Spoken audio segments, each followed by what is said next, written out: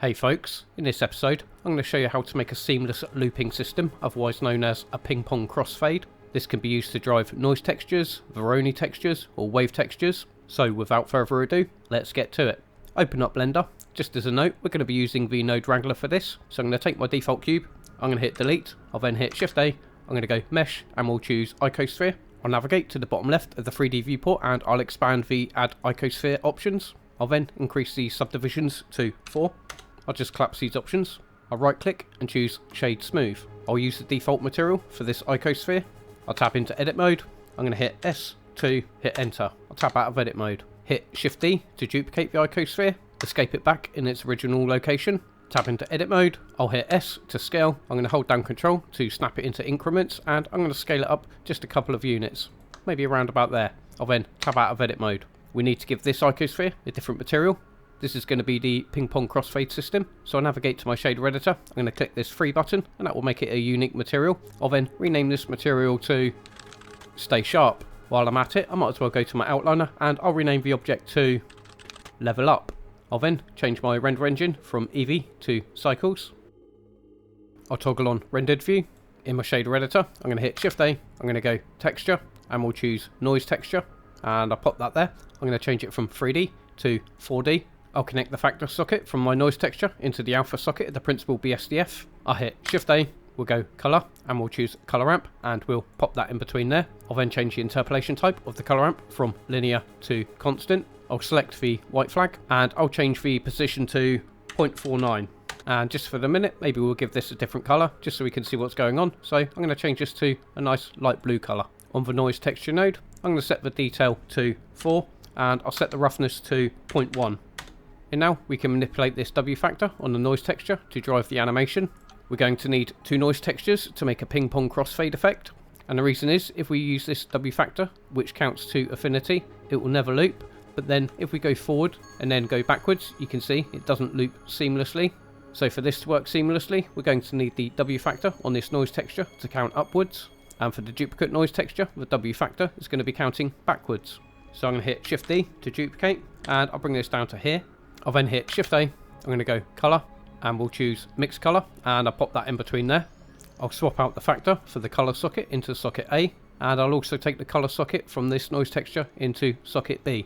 Now, if we mix the two together, you won't see any difference because these are identical. Eventually, we're going to divide a floored modulo with a loop frame, so let's continue onwards. All the settings on the noise textures have to be identical for this to work. So a bit later on, I'll also add some universal controllers. But for now, let's get on with the ping pong crossfade. First off, I'm going to hit Shift A, we'll go Utilities, Math, and we'll choose Math, and I'll pop that over here.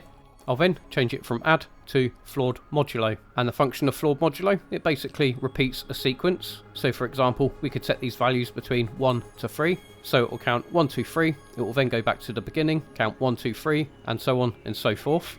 I want to drive this with a driver, so I'll hit Shift A, we'll go Input, and we'll choose Value, and I'll pop that there. In this value node, I'm going to type in hash frame, and all that does, it adds an integer value for every frame on my timeline. So if I skip to frame 2, you can see that that counts up to 2, 3, 4, 5, and so on and so forth. I'll then connect that driver into the top socket of the floored modulo. I'll then connect the value socket from the floored modulo into the W factor of the top noise texture. I'll also connect it into the W socket of this noise texture. And now both of these W factors on these noise textures are being driven by the frame number, which is then divided by 0.5 and then repeating. And that's going to be way too fast. So we need to add a system where we can control the speed of these W factors. So I'll hit Shift A, I'm going to go Utilities, we'll go Math, and we'll choose Math, and I'll pop that in between there. I'll then change this from Add to Multiply. I'll then hit Shift D to duplicate, and I'll pop that in between there. Where the values for these W factors are counting forward, we need to reverse this one. So I'm going to take this multiply node, I'm going to hit Shift D to duplicate, and I'll pop that in between there. I'll then change this from multiply to subtract, and that will reverse the function. So this one will be counting upwards, and this one will be counting backwards. Next up, we'll implement a system to control the speed and the loop frame number. So over here, I'm going to hit Shift A, we'll go Input, and we'll choose Value. I'll pop that there. I'll then hit Shift D to duplicate, and I'll pop that down here. For this value node, I'm going to hit F2, and I'm going to rename the node to speed, and for this value node I'm going to hit F2 and I'll rename it to loop frame. While we're at it, I'll just select this value node, I'm going to hit F2 and I'll rename this to hash frame. So let's deal with the loop frame first. First off, I'm going to set my end frame to 120, so I've got 120 frames in my timeline.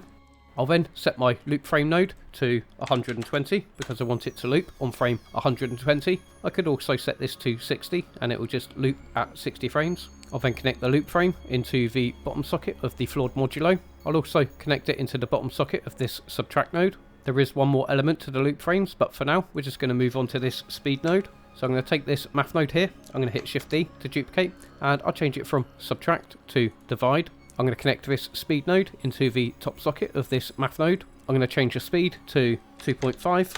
We can adjust that a bit later on. And we're going to divide that number by, let's say, 100. I'll then connect this divide node into the bottom socket of this multiply node. I'll also connect it into the bottom socket of this multiply node. So we're almost there. We just need one more node. So I'm going to take this multiply node. I'm going to hit Shift D to duplicate and I'll pop it there. I'll then change this from multiply to divide. I'll then connect this value socket from the divide node into the mix factor of the color mix node. And so now all we have to do is divide this floored modulo with the loop frame number.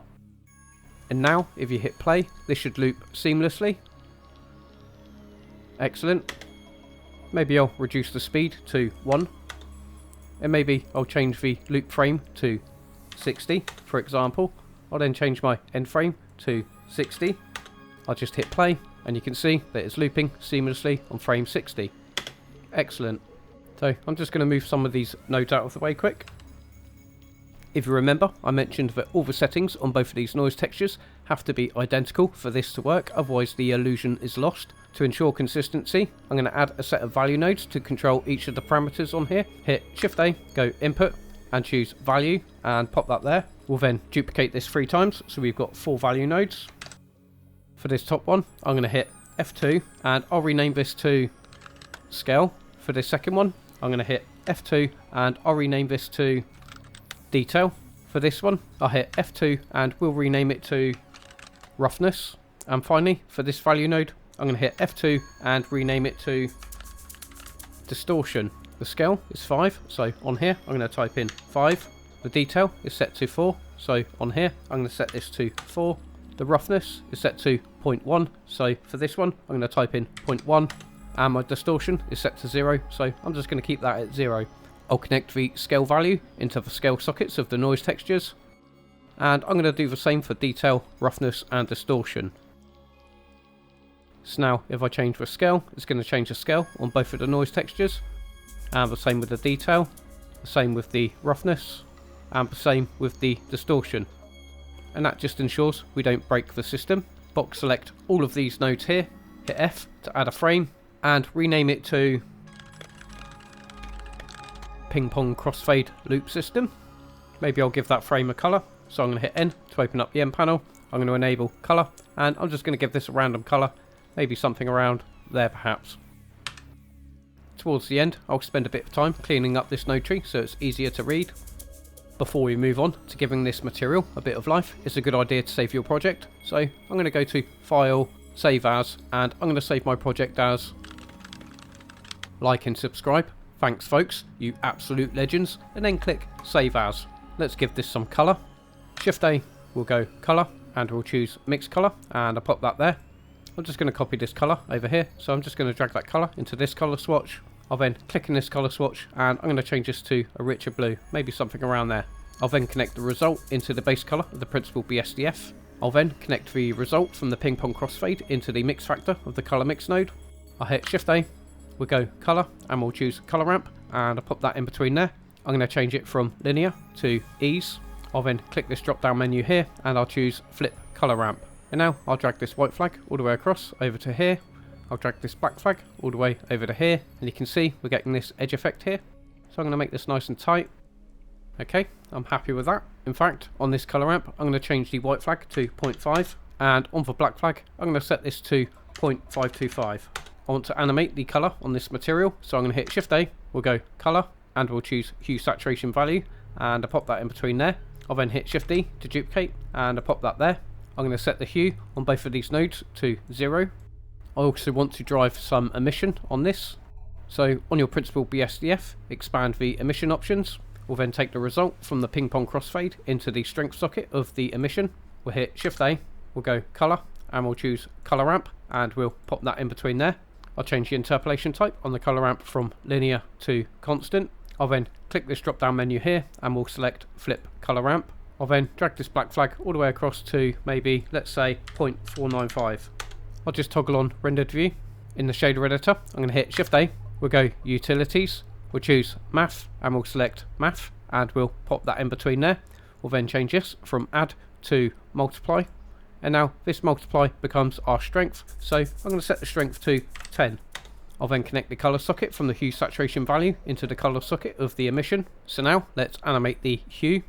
So with your timeline set to frame 1, we're going to go to this hue saturation value node, hover your cursor over hue and hit I, and that will add a keyframe. We'll then skip to the last frame. I'm going to change the hue to 1. I'll then hover my cursor over the hue and hit I, and that will add another keyframe. And in my timeline, we've got these keyframes here. We've got one at the beginning and one at the end. So I'm going to hit A to select both of the keyframes. I'll hit T, and I'll change the animation interpolation type from Bezier to linear, and that will ensure the animation is a constant speed.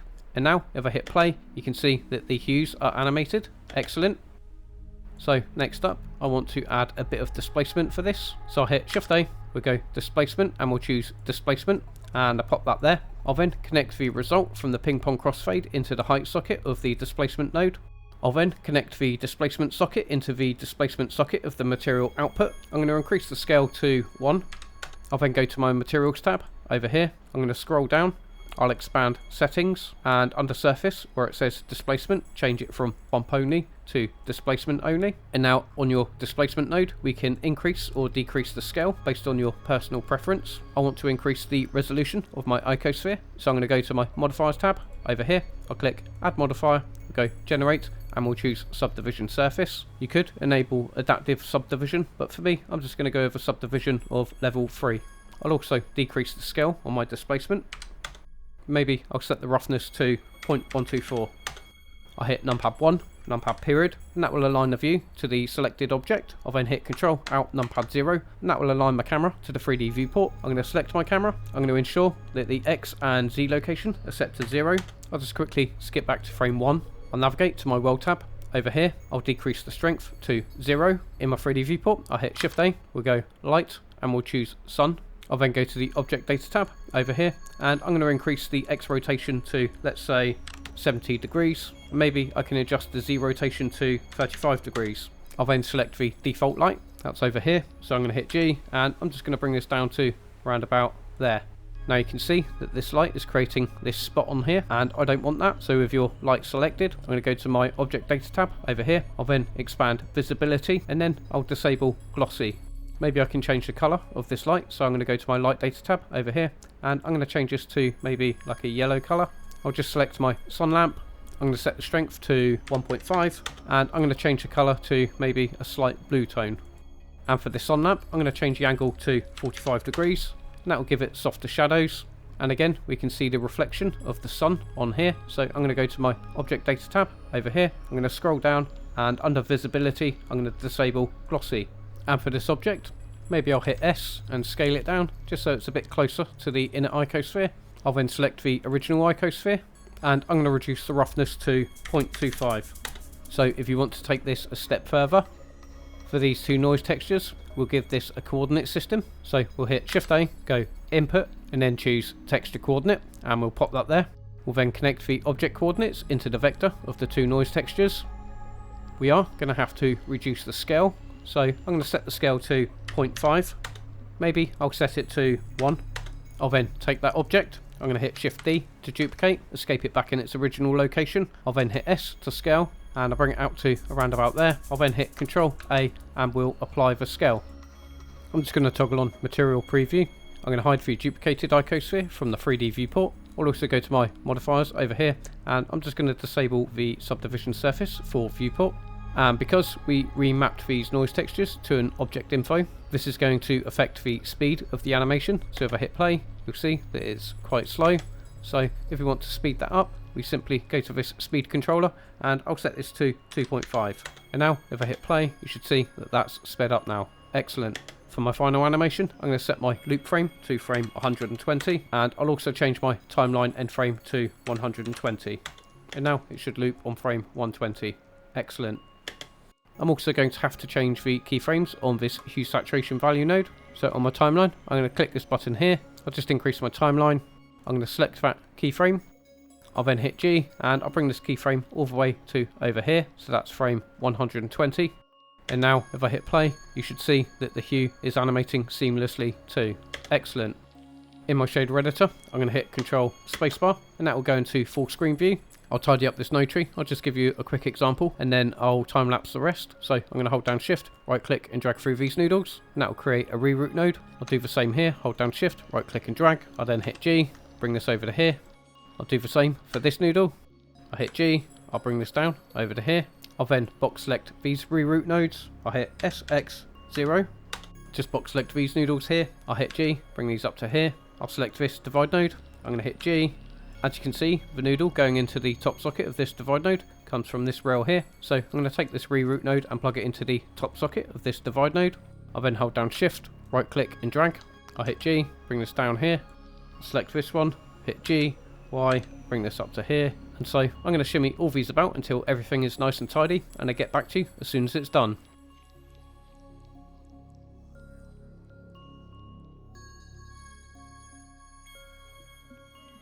So that's the final node structure. I'll just hit Control Space to exit out of full screen.